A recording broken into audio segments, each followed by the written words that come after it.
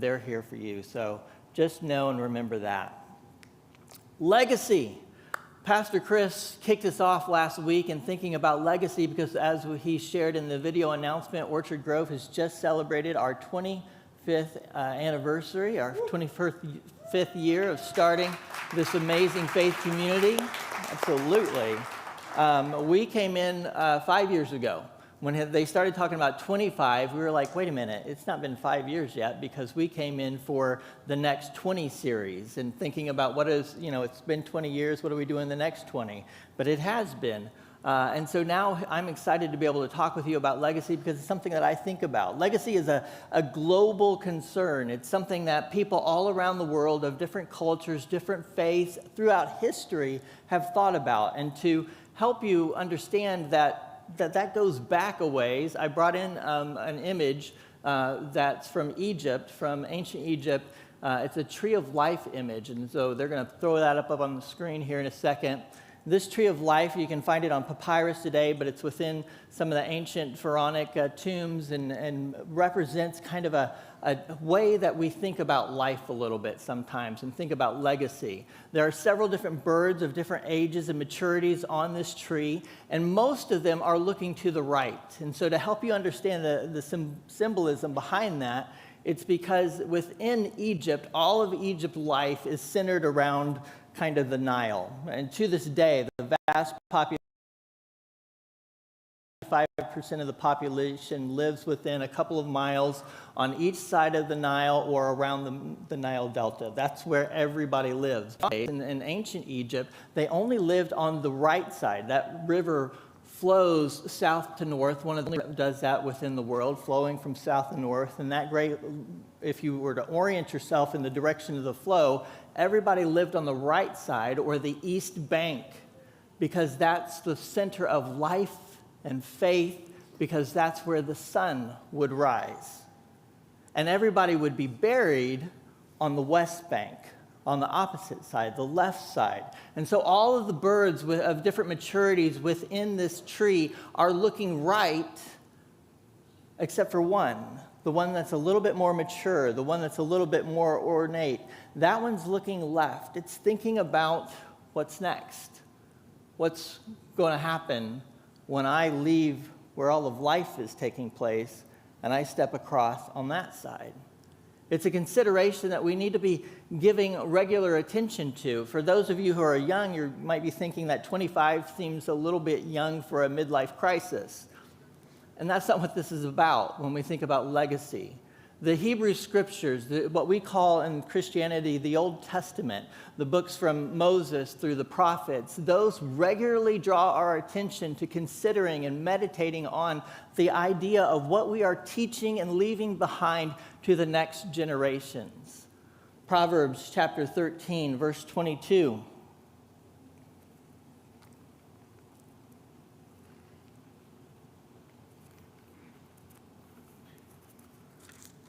Says this: a good person leaves an inheritance for his children's children. And the inheritance isn't just about wealth. It's just not about material things that we're leaving behind, because Proverbs 22, verse 1 reminds us that a good name is more desirable than riches. To be esteemed is better than silver or gold. I want to talk to us about the legacy of character a little bit today.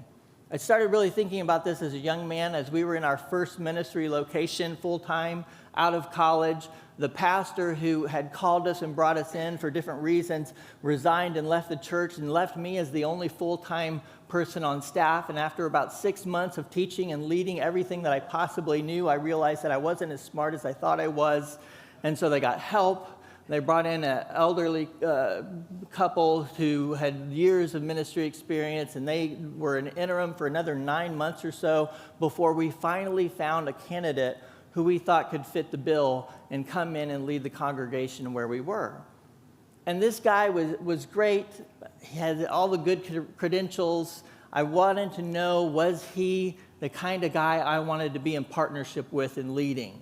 And so me and a guy who was the part-time worship leader, we said, let's let's get together and see if they'll let us have our own interview session with this guy, which I really wanted to do because I had spent my entire life around church leaders and church ministry, and I wanted to really, kind of tick the boxes off. I had a legal pad full of questions. And so he comes in and he sits down and he starts talking to us. He asks a couple of questions of the other guy, and then I just start ripping in to all of my questions. And after about an hour, I still had pages to go, and I looked up, and I was like, I've got some more here, but do you have any questions for us?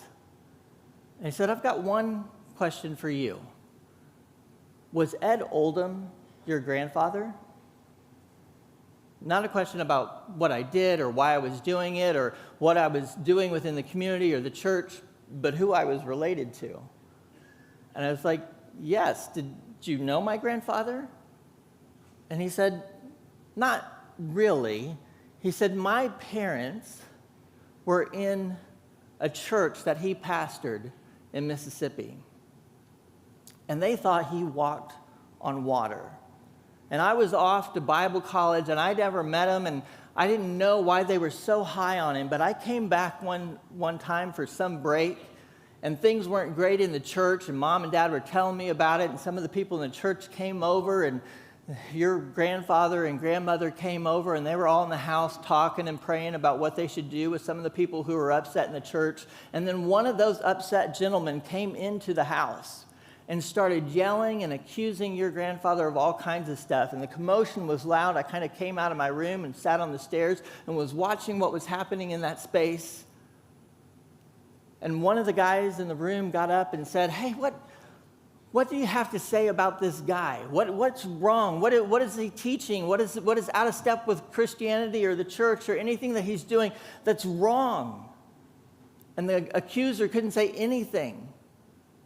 And it wasn't just that he couldn't say anything. He said, what really impressed me in that moment was how your grandfather handled himself. He never got mad. He never got angry. He never said anything back in an accusing fashion. Even though that guy might have been slandering him, he never said anything harsh about that guy.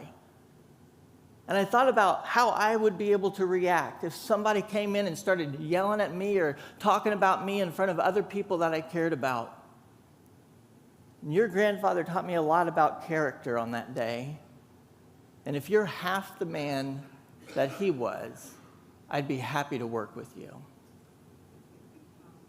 And I started thinking a lot about the legacy of my grandfather. And a year plus later, when that young pastor dedicated our first child and dedicated Kelly and I as parents, we started thinking about the fact that one day our kids will be prejudged on who we are. That the favor or the disfavor that they receive will be based on the legacy of character that we are building today. And so I want to do just a check-in on our legacy of character with you. Your character is revealed in your ordinary life, in your conduct, in an imperfect world among imperfect people. Your character is revealed in an imperfect world among imperfect people. Our tribe met this last week, and for those of you who don't know, our tribe is mostly young parents and young families. I mean, from birth to age 9, there are as many children as there are adults within our group, and if you're a young parent and you don't know what small group could possibly put up with the chaos that your family brings into a space, we are the group for you, because we have it all going on. We got kids crawling, mom and dad's running out the door. It's just a lot of fun. And so I try to bring all of our discussions back to parenting sometimes. And this week I kind of mentioned this as we were talking a little bit together, that Kelly and I, one of the majors that I had and what Kelly shared with me was a major in family science, which was really just breaking down family dynamics and understanding families of origin and how do we help families where they're at today to grow and have health and improve. And we could diagnose all the faults and all the strengths of our families of origin, and we crafted really great plans about how we were going to have our family and how we were going to parent. The problem was we had parents. Anybody have faulty parents? It's not a trick question. You can both love, appreciate, and be thankful for your parents and admit that they were faulty parents all at the same time. Anybody ever have a faulty parent? And what would happen when we had our 3 amazing, wonderful, beautiful children who are all unique and special in their own way, and yet somehow a toxic mix of all of our best and worst qualities? Which is to say, they could really push our buttons. And when they would push those buttons, despite all of our study, despite all of our plans, my mom and dad came out. I was channeling them. It was as if they were in that room. It was their words, it was their posture, it was their attitude, it was their tone of voice, it was their heightened anger and wrinkled heads and all of that was coming out in that moment. It was like an out-of-body experience. Anybody been there? And I'm staring at myself, third person, like, who is this? Why are they here? And I would take a time out and be like, all right, go to your room. So as Pastor Chris says, I could reboot the operating system a little bit, right? Calm down, remember, what was the plan? How should I handle this? And go back in there and say, look, I'm sorry. That was not me, that was your grandmother. That's how they raised me. That's how they would have handled this. I want better. I want to raise you better than that. I want to talk with you differently than that. So let's revisit. I don't know how many times I had to do that. There's an Indian proverb, not Native American proverb, but India proverb, wise saying, that translates a little funny into modern English, but it's that what a man is full of will spill out when he's bumped. What goes in here, when you're bumped, it's going to come out here. And how many people know this world bumps you? Your kids do something that was not wise. You get pushed aside for somebody else in an opportunity at work. The guy cuts you off on the road or in the line at Meijer. The diagnosis from the doctor isn't so great. The Powerball doesn't bounce your way. You get bumped. And when you get bumped in an imperfect world around other imperfect people, it shows what we've been depositing here. I said that we build our legacy of character. It's not a structure, it's like an account. And what happens when we get bumped in life, it's an opportunity for us to check the balance on that account so that one day our kids and our grandkids aren't trying to cash things against that account that are going to bounce. And the way that you make deposits into that account and the legacy of your character is either in the content that you seek or in the company that you keep. Your character is developed. It gets deposits from the content that you seek or the company that you keep. That's the only way in. And life continually gives us these opportunities, these moments to check that balance of what's in here before we pass it on out there. The content that we seek, what you read, what you watch, what you listen to. Is it reinforcing your own biases? Is it reinforcing the things about who you are? Or is it pushing you and challenging you into new ideas and greater ways of being and more like Jesus with his compassion, with his love, with his boldness, with his forgiveness? Or is it keeping you stuck in your status quo? What you listen to, what you watch, what you read, those things are feeding in here and driving the thoughts so that it might take you somewhere else. Those faulty parents that we have, they might not have been the best parents in the world, but they were the ones that were putting in the content more than any other set of parents. And so then when our kids bump us, mom and dad come out. What are you feeding in here with what you read, what you watch, what you see? That's going to determine a lot about the legacy of your character. And if you're continually finding yourself deficient in those moments when life bumps you, what are you reading? What are you watching? What are you seeing that's taking you on a different path than what you're giving out? It's that opportunity for a course correction, to reboot the operating system, as Pastor Chris says. It's what baptism's about. It's about acknowledging I'm not who I want to be. I'm thankful for Jesus loving me anyway. But in front of all of you, I want to say I'm on a new journey. I'm going in a new direction. The content that we seek and the company that we keep.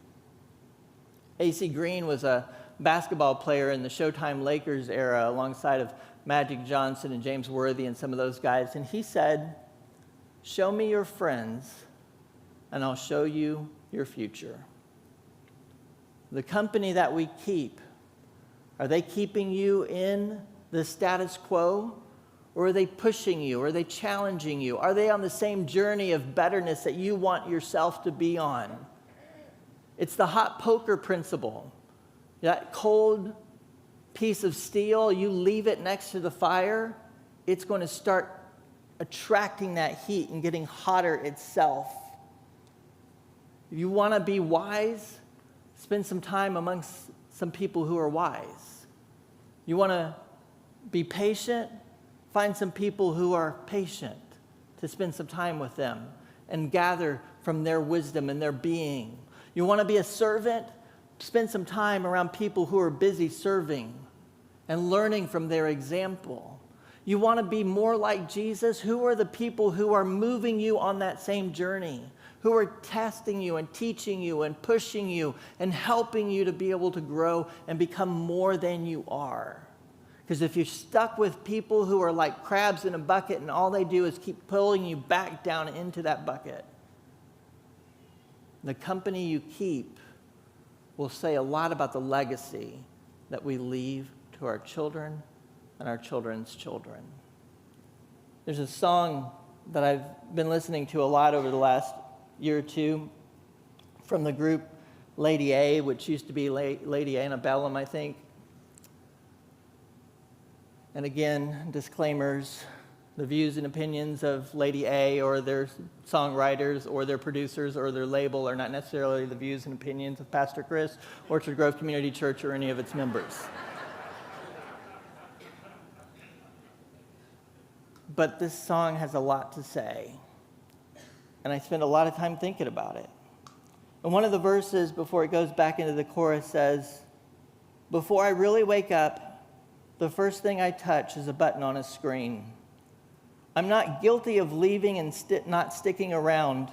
I'm guilty of staying and just checking out. Yeah, I kept my head down and really missed out on what's in front of me. Because I gave all my time to nothing. I focused on who I was and not who I'm becoming. My fears took up space. My eyes couldn't look away. I didn't even realize I worshiped what I hate." When life bumps you and you start channeling and having an out-of-body experience with a person you don't want to be, that is your opportunity to reboot, to take stock of the content that you seek and the company that you keep so that you can start again in making deposits into the legacy of character that our children and our children's children need to receive. In the words of another old song, may those who come behind us find us faithful. Creator God, we are benefits of your blessing, your faithfulness, and your grace.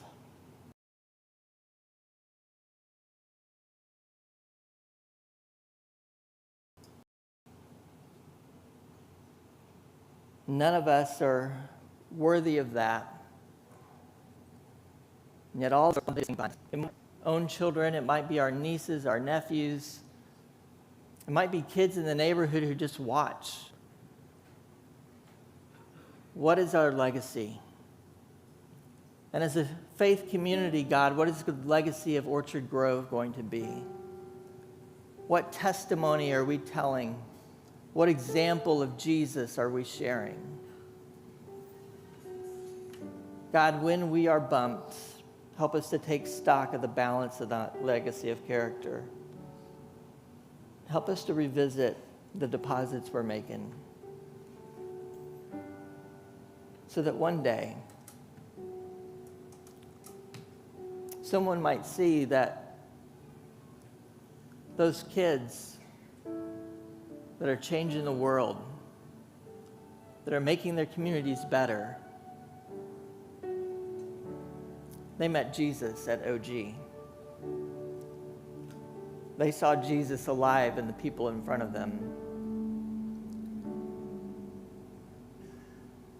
God, that is our prayer. May all who come behind us find us faithful. For your glory alone. Amen. Happy Sunday, OG.